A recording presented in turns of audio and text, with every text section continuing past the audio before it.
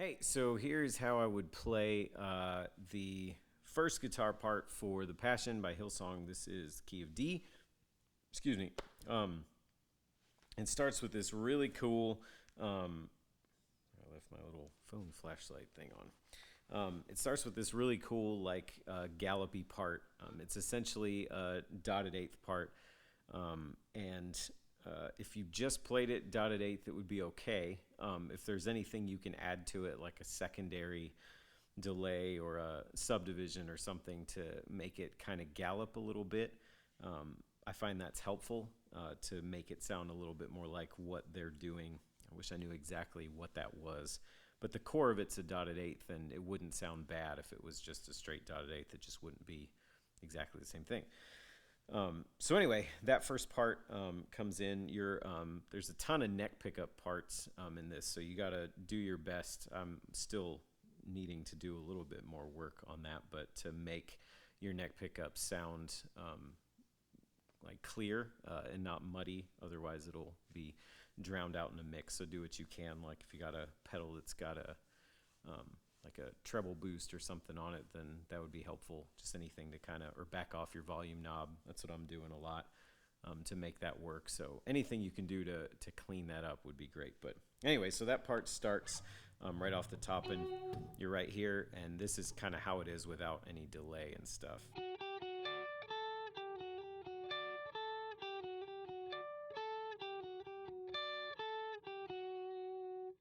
So you can see that you're just on the B and E strings. Almost all of it's on the B string.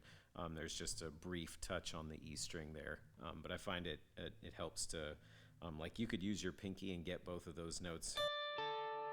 But when they walk over each other like that, I find it's not quite as clear as if you move that finger down or use a different finger. So I'm using my ring finger for that one. So a different finger for each kind of section.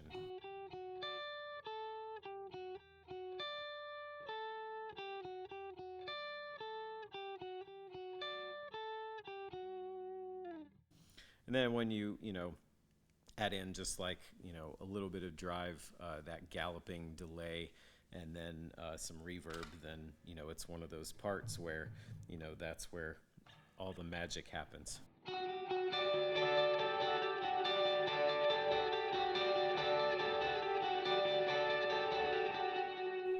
Thank you, The Edge. Worship music owes you a great debt. So anyway, that's what that cool part, it's probably the coolest part in the whole song, and you only play it for like 2 seconds at the beginning, so it kind of stinks, but it is what it is. So for the next section, you'll be just playing kind of high inversions. I'd be using probably middle position or something based around this D shape right there. So all your inversions will be around there. So you got your 6 will be this one here, and then your 4 will be this. To your 1 there.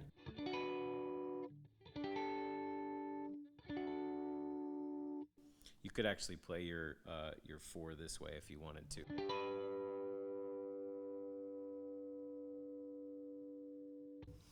But it doesn't matter. I feel like I hear this one more. It's not a huge difference either way. Then you'll hit a 2, which will be up here. Back to your 6. And to your 4. So you'll just kind of strum those along. Again, I would add kind of like a light drive. You don't have to use any delay. You could. I don't think I have any on currently for this part, but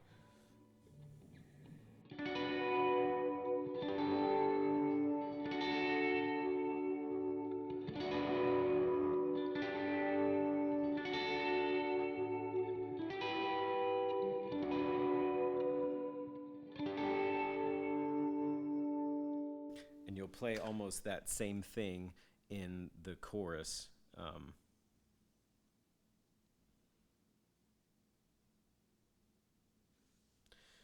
But you're going to add sorry, I had to think about that for a second, but you're going to add a 5 chord in there to that whole thing.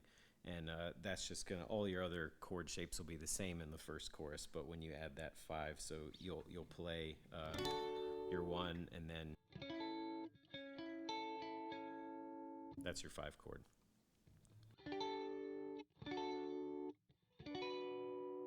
All the same ones as before, except for that.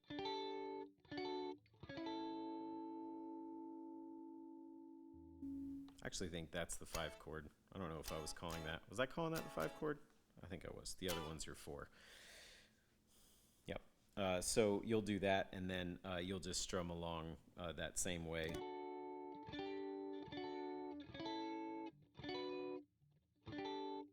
And then when you get that little inversion,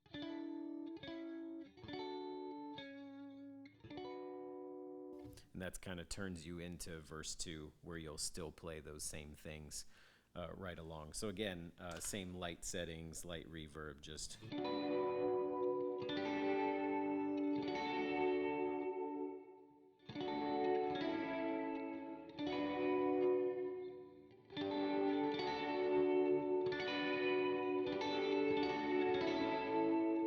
And then Death to Death and Life for Me.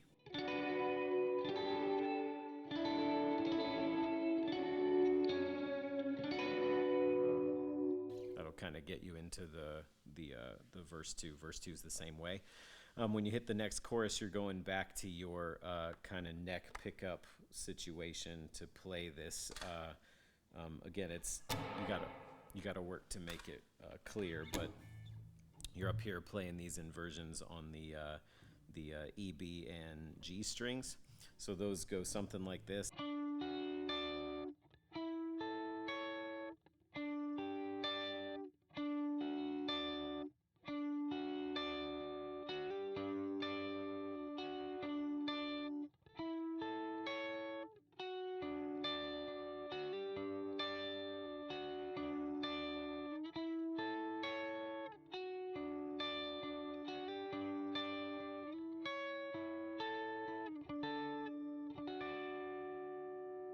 That's an effect. So I'll try and play it a little bit slower, but you can tell it's there. You're kind of bouncing around through those strings, and occasionally you'll hammer on a couple of those.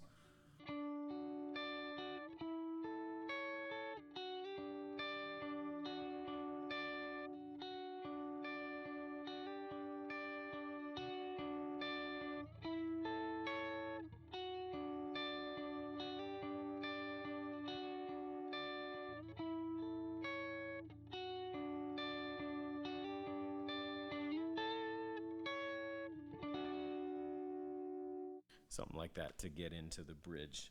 Again, you'll have your all your stuff on.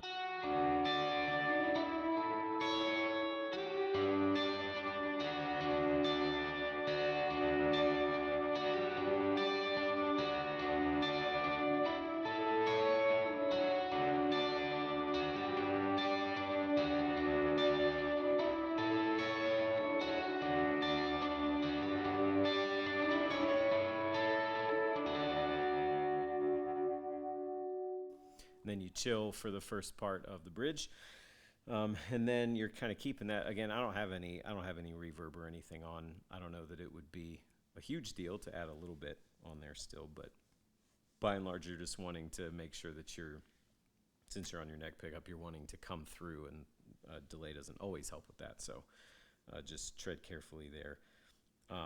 You kind of you do nothing for the first part, and then of the bridge, and then you're kind of hanging out around these kind of inversions. So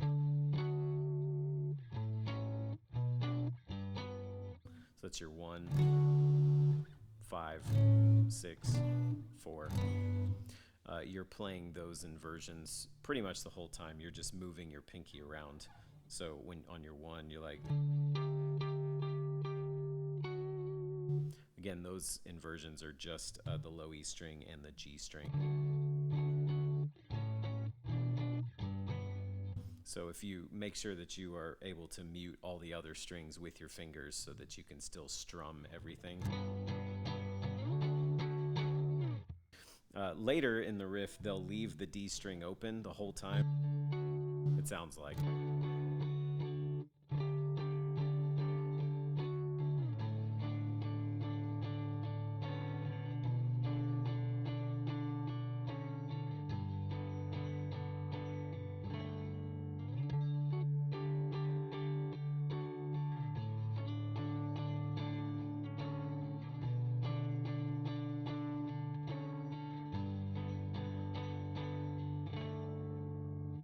that's in effect what they're going to do through that whole thing. And then again, you'll just, the first time through, they just kind of touch the bottom string, and the last time they kind of full out just hit everything. So, or at least that's what I hear there. So the first time you'll just barely give that.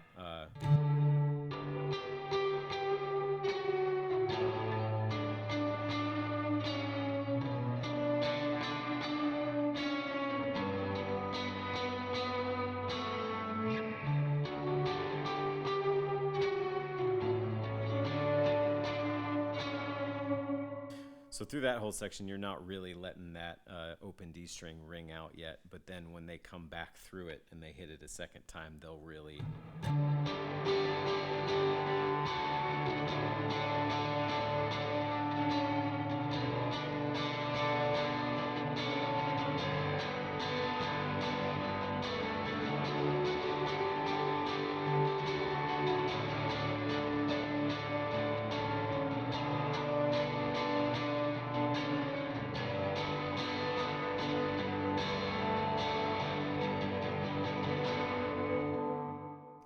You'll come back from that point, same effects, back to this, the little climbing line thing.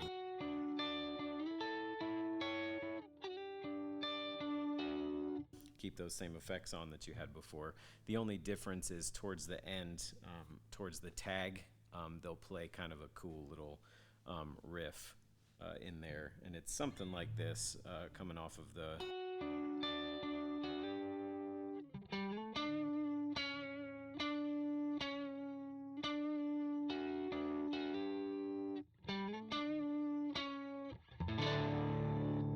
and then ring out that last D chord. Best if you can quickly switch to your bridge pickup. Well, especially with drive on, otherwise it's just kind of a mud mess otherwise. But you can kind of tinker around with exactly how that that little riff thing that they play works. But when you tinker around with it, it's something like that. There's kind of actually a pause in there.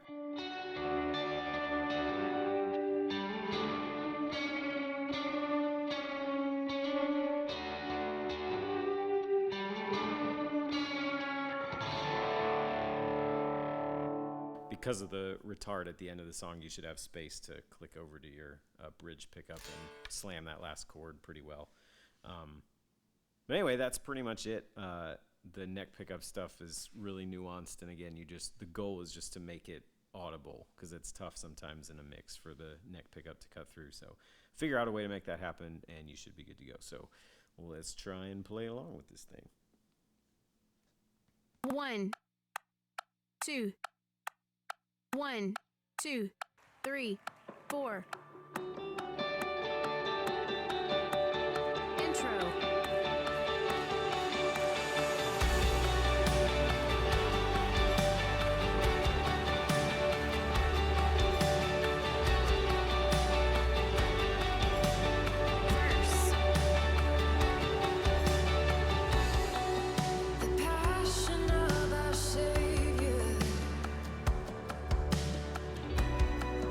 The mercy